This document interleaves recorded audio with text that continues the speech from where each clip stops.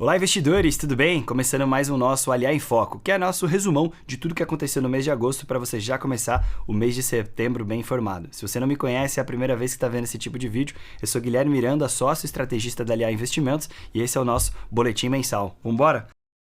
Começando pelo Brasil, acho que o Brasil teve um mês bem chacoalhado, né? A gente foi de notícia boa, notícia ruim, prisão, quase morte, uma série de coisas, mas obviamente aqui o nosso intuito é contextualizar aquilo que de fato foi importante dentro do mês de agosto, aquilo que pode ou não ter interferido no seu portfólio e até mesmo na sua tomada de decisão.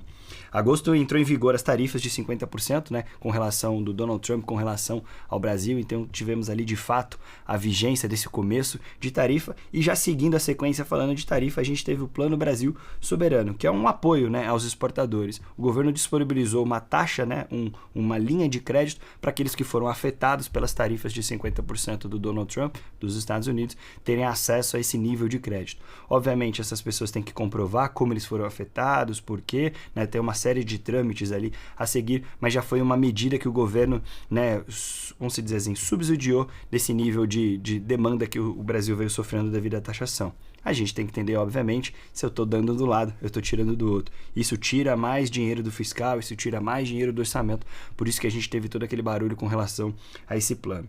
O mês também se iniciou com o que a gente chama de super quarta, onde tivemos divulgação de resultados da taxa básica de juros, tanto no Brasil quanto nos Estados Unidos. Estados Unidos eu vou falar um pouquinho mais para frente.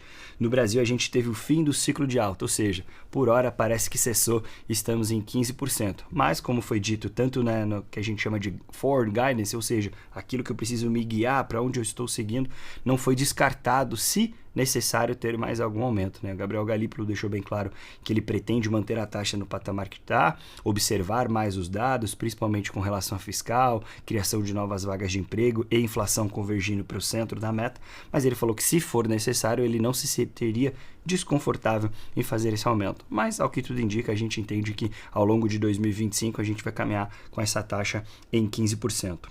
Outra notícia relevante, essa foi um pouquinho mais para o final do mês, que o Lula autorizou o Itamaraty com a Lei de Reciprocidade Econômica, né? Ele de fato protocolou ali junto à Câmara de Comércio Exterior, a chamada CAMEX, né? Que é como assim, de forma muito simples, dizendo, ó, todas aquelas tarifas que foram impostas a mim são ilegais, são imprudentes, eu estou fazendo a minha reclamação formal à Câmara de Comércio Internacional. Então ele autorizou que o Itamaraty protocolasse esse pedido que vai ser avaliado.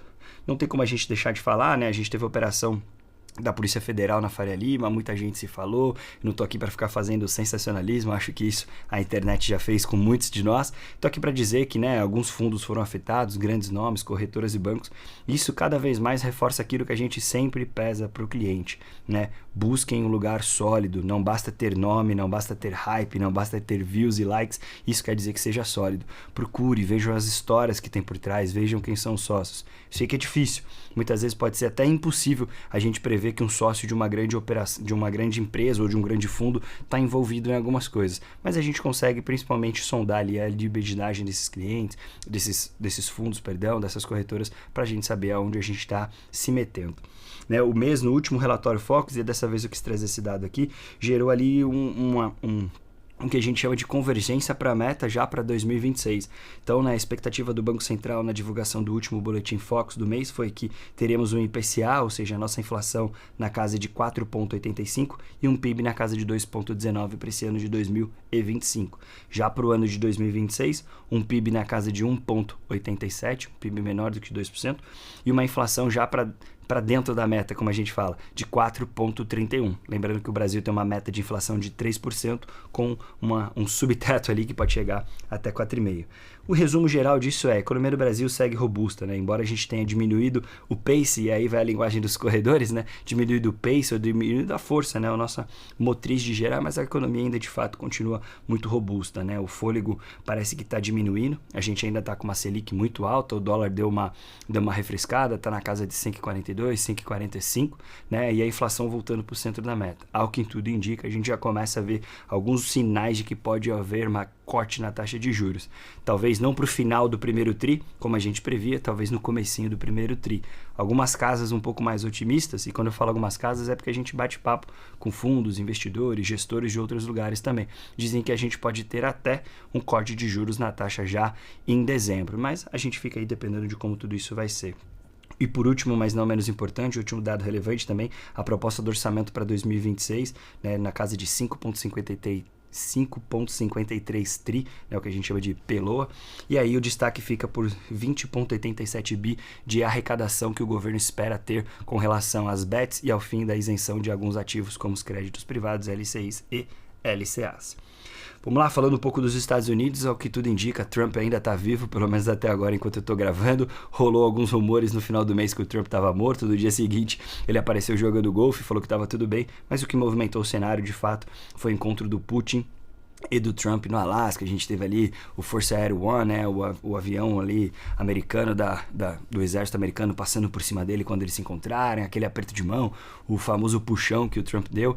Parecia que estava tudo muito calmo. Trump saiu de lá otimista, falou que ia falar com a União Europeia, falou que ia falar com o Zelensky. Putin saiu de lá falando que se os acordos fossem cumpridos estaria tudo bem. Alguns dias depois a Ucrânia foi lá, bombardeou a Rússia foi lá, bombardeou a Ucrânia. Então parece que nada mais é do que um teatro que está acontecendo ali. A gente teve, como eu disse, a super quarta, então tivemos também divulgação de resultados nos Estados Unidos e a taxa se manteve entre 4,25 e 4,5. Lembrando que a taxa de juros americana, ela tem uma banda. Aonde vem a novidade? Acho que nos últimos, eu posso estar enganado, nos últimos 29 ou 30 anos, nunca tiveram uma decisão de manter ou não taxa de juros que fosse dividida, ou seja, na questão dos votos. Dentro do Fed existe 11 membros votantes, dos quais 9 quiseram que essa taxa se mantivesse entre 4,25 e 4,5 e 2 votaram para o corte na taxa de juros, entre eles um membro um pouco mais hawkish, um pouco mais duro, que é o Christopher Waller.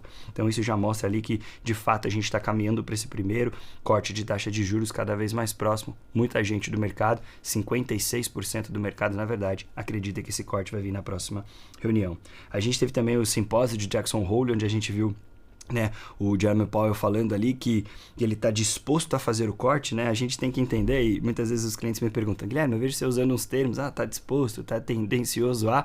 Porque o Banco Central ele nunca fala, vou cortar na próxima reunião. Ele sempre deixa ali nas entrelinhas sinais de aquilo vai acontecer, até porque ele não sabe como vai acontecer nas semanas subsequentes. Mas ao que tudo indica, ele já disse que está muito disposto a esse corte, mas ainda analisa com cautela, principalmente a criação de novos empregos nos Estados Unidos, que está um pouco mais fraco. A gente teve também no mês de agosto o lançamento do ChatGPT 5, né, que ele é tido como PhD do chats. Então, o que isso movimentou o mercado na questão de tecnologia e de inteligência artificial foi gigantesco o impacto, né? Mas outra notícia que veio junto, né, com a NVIDIA foi que eles vão aportar ali quase 100 bi de dólares na economia americana como um tratado de ambas as partes.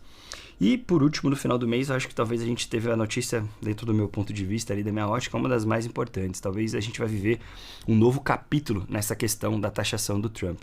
Por quê? O Tribunal Federal de Apelação acatou, né, uma defesa que foi dita que muitas das taxas aplicadas por Donald Trump são de uso abusivo e são de uso ilegais. O que isso quer dizer? Membros desse comitê, desse tribunal de apelação do federal, entendem que as taxas que o Trump impôs a diversos países não têm um cunho, vamos dizer, econômico ou macroeconômico. Na verdade, é um cunho punitivo. Ele está querendo se sobressair em alguns momentos, punindo os países com isso. Óbvio, tem muita água para rolar, talvez diferente um pouco do Brasil, isso vai ser julgado com um pouco mais de serenidade, mas eles têm até outubro para continuar, né, para o governo compor uma defesa. O lado ruim disso é, enquanto o governo não decide, as taxas continuam. Não tem um stop, como foi, por exemplo, no caso do IOF, que enquanto não saiu a sentença, ele foi estopado, como a gente costuma dizer no jargão do mercado financeiro, e depois ele retornou. China parece aquele capítulo de novela mexicana, mais do mesmo, mas acho que a gente viu algumas coisas se reforçando na China, né? A gente viu o governo muito tendencioso a ajudar setores como infraestrutura, mineração e transporte, colocando dinheiro ali mesmo, fazendo como se fosse uma alusão a um quantitative easing que a gente tem nos Estados Unidos, quando o governo vai lá e põe o dinheiro. E a gente viu ao longo desse mês o que que o mercado está chamando de o novo RIC. Lembrando que a gente tem o BRIC, Brasil, Rússia, China, né, África do Sul e Índia, e agora a gente tem o que a gente chama de RIC, que é Rússia, Índia e China. Parece que eles estão cada vez mais se unindo ali para formar um elo paralelo. Talvez já deixando bem claro ali que eles não estão tão coesos com as atitudes que o nosso presidente vem tomando e os ditos que ele vem dizendo. Reflexo disso foi que na última reunião que a gente teve do BRICS, né, a gente teve toda aquela reunião, China não veio, Rússia não veio, Índia veio, teve uns representantes da Índia, logo que eles voltaram para a Índia, eles já marcaram um bate-papo com o Donald Trump e foram lá, talvez, contar o que havia acontecido. Como eu sempre falo agora, trazendo aí, como vocês me pedem também, o fechamento do mês. Bovespa fechou aos 141.422, 6,28% de alta no mês. Acho que foi um mês muito bom para renda variável. No ano, o Ibovespa tem uma alta de 17,7%. O dólar fechou em R$ 5,42, negativamente em 3,19 no mês e no ano menos 12 de performance. O S&P 500, esse quase 6.500 pontos, recorde, né, 1,9 de alta no mês e 9,8 de alta no ano. Então esse foi o resumão do nosso mês de agosto. Espero que eu possa ter te ajudado a compreender um pouco de tudo isso que aconteceu no mês de agosto. Mas fiquem próximos da gente, fiquem próximos das nossas mídias, mandem suas dúvidas, que sempre que eu posso ali, eu tiro um tempo do meu dia para responder a dúvida de vocês. Fechado? Até a próxima, pessoal. Tchau, tchau.